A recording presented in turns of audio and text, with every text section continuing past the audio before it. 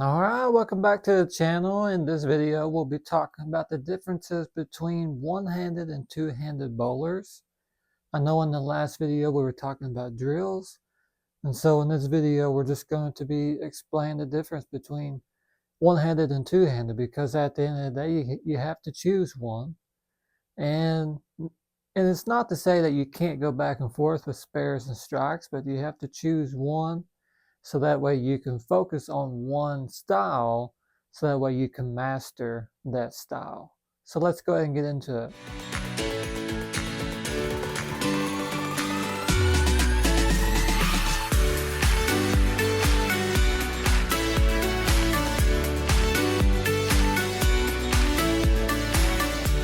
Alright, so welcome back. We're going to be talking about one-handed and two-handed bowling in this video and explain the differences. So the question is, what are the differences?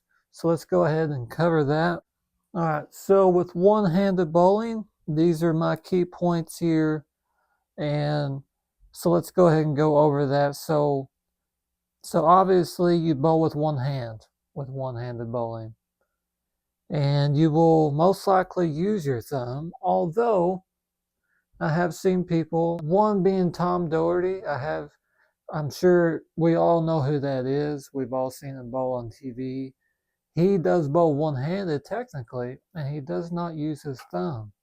So it's very rare that you see that, but more times than not, probably 99% of the time, most one-handers will all use their thumb.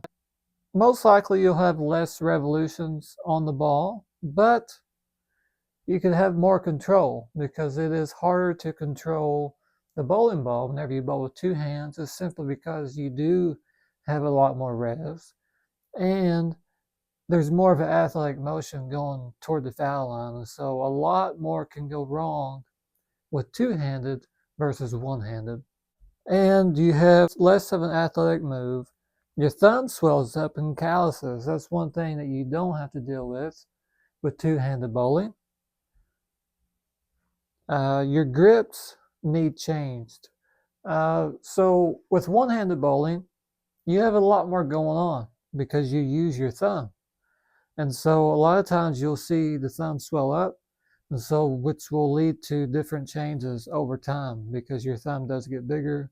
So you may have to make that thumb hole bigger, or sand it out a little bit, or do that interchangeable thumb slug where you can change it out from ball to ball, so that way you can fit everything to that thumb, because it's more or less, it's just based on feel. It's whatever feels good.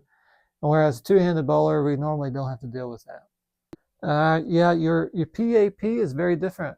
It changes because you have different tilts, different rotations, and so your PAP will change based on whatever style you choose. So if you choose two-handed, it'll be a lot different than if you bowl one-handed. Your arsenal needs may differ. That is true. Your arsenal needs will differ because if you have less revs on the ball, then the balls that you choose will have to dictate whatever your playing style is. So if you're more of a balanced bowler or stroker or whatever you are, whatever style of bowler you are, your arsenal needs will change.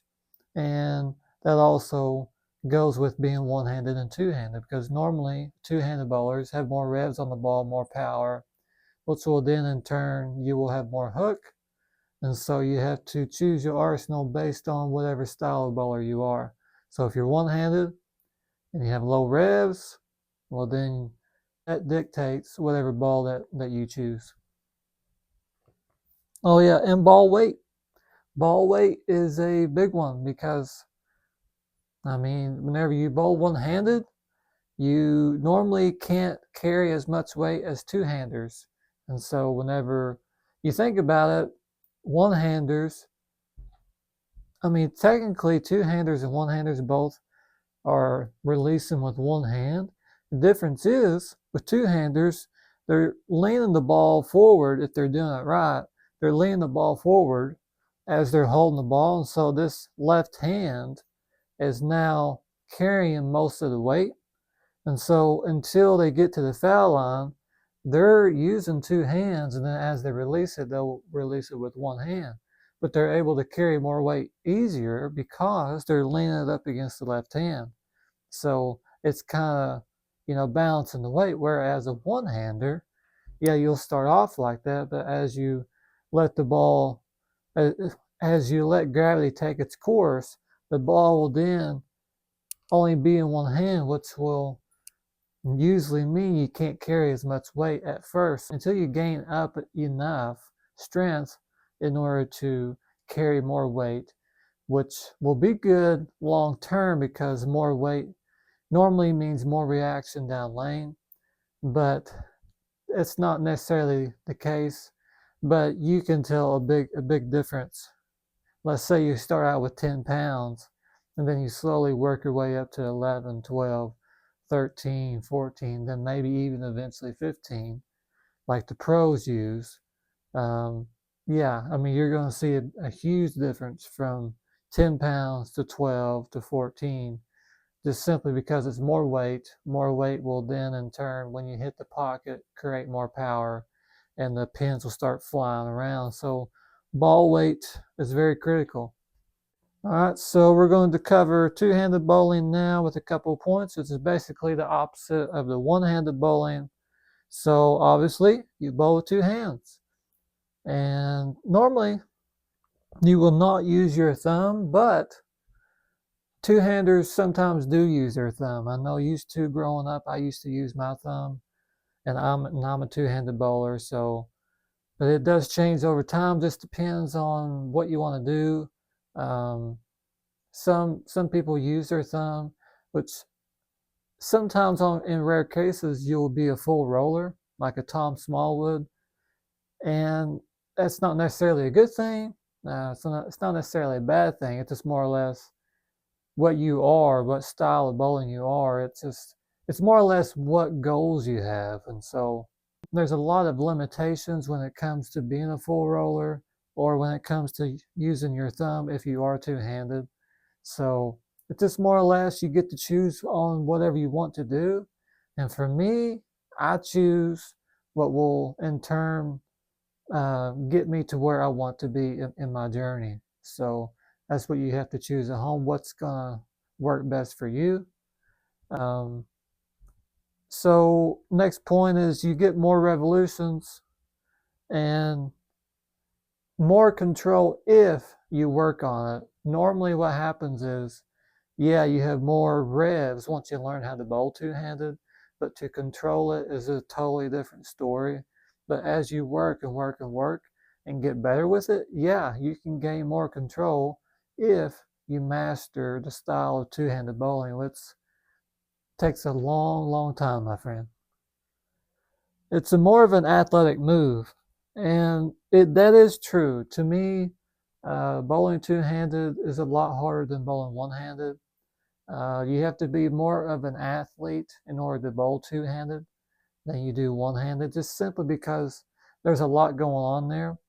The timing to me is harder with two-handed than it is one-handed. With one-handed, to me, it's simple. A lot. That's why I don't really care if people get offended by this, but that's why in this sport you can have really nerdy people who are not athletes bowl in this game.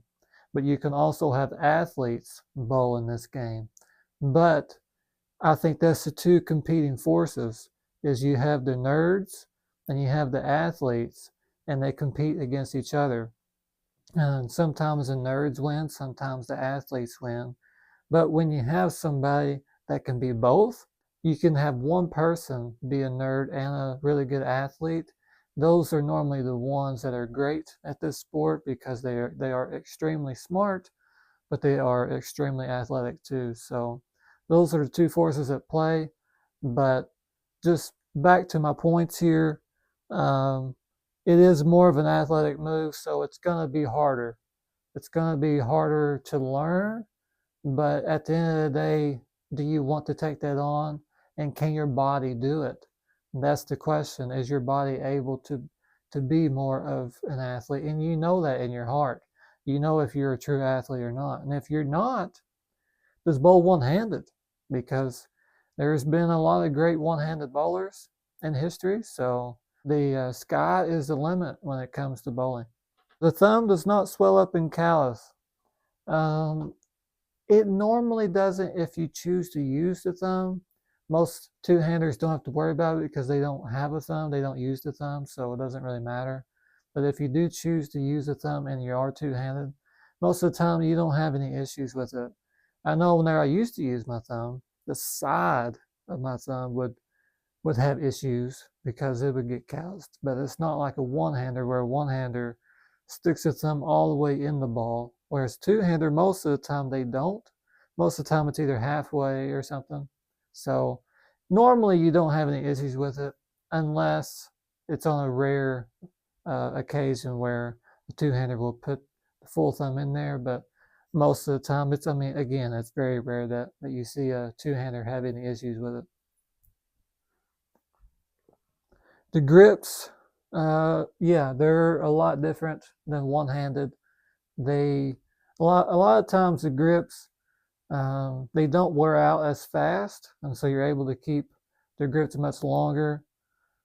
This simply because there's not too much pressure going on there. If you have a relaxed grip and you are two-handed and you're not using the thumb, I've used my grips for a long period of time, and a lot of times they don't wear down as fast. It's simply because you're just really laying it on your palm and then releasing it. And so there's not too much grip going on there. Now eventually you will have to replace the grips, but I would say you replace the grips a lot more when you're one-handed versus two-handed. Next point, the PAP is very different, and your arsenal needs may differ depending on that. So when you are two-handed, the PAP is a lot different than when you are one-handed. And so in turn, your arsenal needs will differ because, again, like I was saying before when I was talking about one-handers, your arsenal is dictated by what style that you have. So if you're a two-hander and you're a high rev player, well then that means your arsenal is going to be a whole lot different than a low rev one-handed player. Ball weight is critical, just like I talked about before.